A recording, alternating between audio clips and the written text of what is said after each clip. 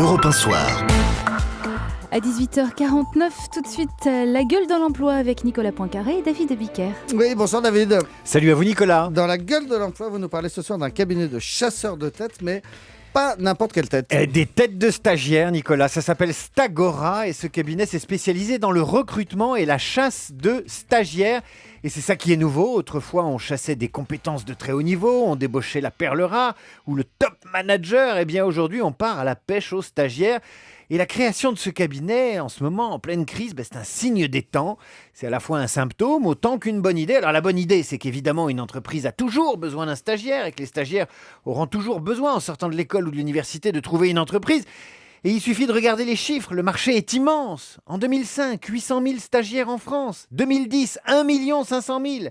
500 à 900 € empochés par le chasseur à chaque fois qu'il place un stagiaire. La bonne idée, c'est aussi qu'Anthony Desjardins, le fondateur, s'est spécialisé dans le stagiaire pour PME et start-up.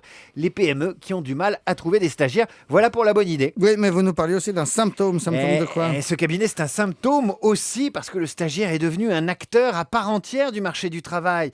Un acteur problématique, même titulaire d'une convention de stage, même accueilli dans l'entreprise pour être formé, le stagiaire est de plus en plus utilisé comme un vrai travailleur. Et en période de crise, le voilà qui concurrence l'intérimaire, qui lui-même concurrence le CDD, qui à son tour concurrence le CDI qui pourrait bientôt concurrencer un jour ou l'autre le chômeur. Si bien que chaque forme de contrat cannibalise peu à peu le contrat du dessus et crée bien entendu ce que j'appelle de la précarité en chaîne, ce que dénoncent les organisations syndicales ou les associations comme Génération Précaire.